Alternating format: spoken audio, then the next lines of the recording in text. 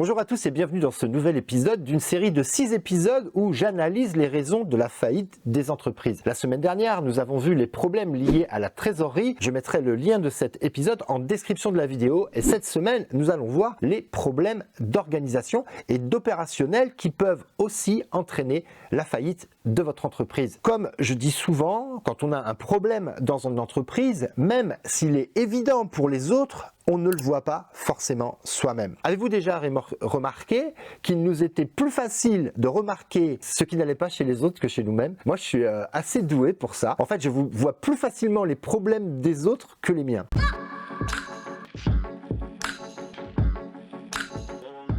Bon, allez, c'est parti. Faisons le tour des problèmes organisationnel. Lorsqu'on est artisan, il n'y a qu'une seule façon de gagner de l'argent, c'est de vendre une prestation au prix que nous l'avons évalué. Je répète cette phrase parce qu'elle est très importante. Le seul moyen de gagner de l'argent quand on est artisan, c'est de vendre une prestation au prix où nous l'avons évalué. Je n'ai pas dit c'est de vendre une prestation au prix du marché. Bien sûr qu'il faut vendre au prix du marché, mais vous pouvez parfaitement vendre au prix du marché et perdre de l'argent. Donc dans ce cas-là, il ne faut pas vendre.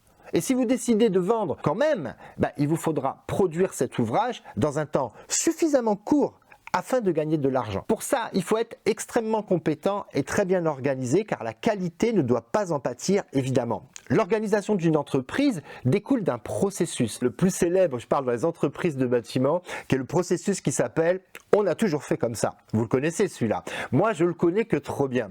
Le problème, c'est que le monde change, le métier change, les matériaux changent également. Peut-être que votre entreprise change. Donc, les processus doivent également changer. Aujourd'hui, le coût du travail nous oblige à optimiser notre temps passé sur chantier. Alors, en ce qui concerne votre organisation, dites-moi, est-ce que vous planifiez? Est-ce que vous organisez vos chantiers en amont avec rigueur? Ou est-ce que vous allez chercher votre matériel à l'arrache au dernier moment chez le fournisseur? C'est une question. Est-ce que vous êtes organisé ou est-ce que vous courez partout lorsqu'un produit n'est pas disponible qu'il vous le faut absolument pour terminer votre chantier? Est-ce que votre équipe, quand elle est sur le terrain, sait ce qu'elle doit faire ou est-ce qu'elle passe son temps à vous appeler toutes les 5 minutes parce que les consignes ne sont pas claires? Est-ce que le client chez qui vous devez arriver ce matin sait que vous allez être en retard ou que vous ne pourrez pas intervenir ou que vous viendrez que demain par exemple? C'est des questions ouvertes, mais une mauvaise organisation peut définitivement nuire à votre entreprise. La préparation et l'anticipation sont les clés d'un chantier rentable. Les chantiers bien organisés, bien préparés permettent à vos équipes de travailler dans un bon état d'esprit, une bonne ambiance, souvent dans des meilleures conditions de sécurité et ainsi de fournir des prestations de qualité. À l'inverse, des chantiers mal organisés produisent une baisse de la qualité qui conduit à l'insatisfaction des clients.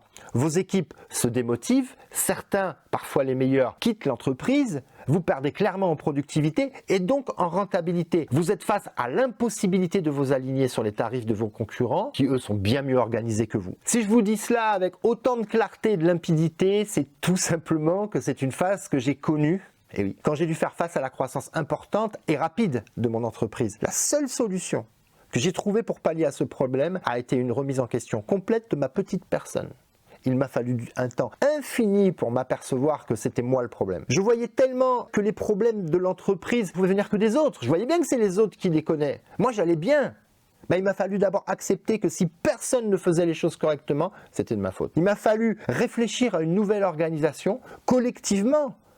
Dans mon cas, puisque mon entreprise comprenait à ce moment-là pas mal de salariés, il faut également apprendre à déléguer et à faire confiance. Le problème, c'est que vous ne pouvez pas déléguer si vous n'accompagnez pas les gens dans leurs nouvelles responsabilités. J'ai souvent fait moi-même l'erreur de penser que les gens arriveraient très bien à se débrouiller tout seuls, puisque dans le fond, c'est pas si compliqué.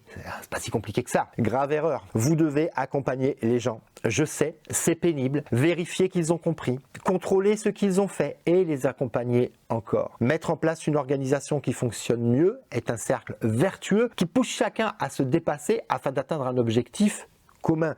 Mettez le client et sa satisfaction au cœur de votre réflexion. En permanence, posez-vous la question, est-ce que ce que nous faisons est meilleur pour le client et pour le service que nous allons lui proposer? Si la réponse est oui, vous êtes sûrement sur la bonne voie. Bon courage pour la réorganisation de votre entreprise et à la semaine prochaine pour de nouveaux conseils. Bye bye.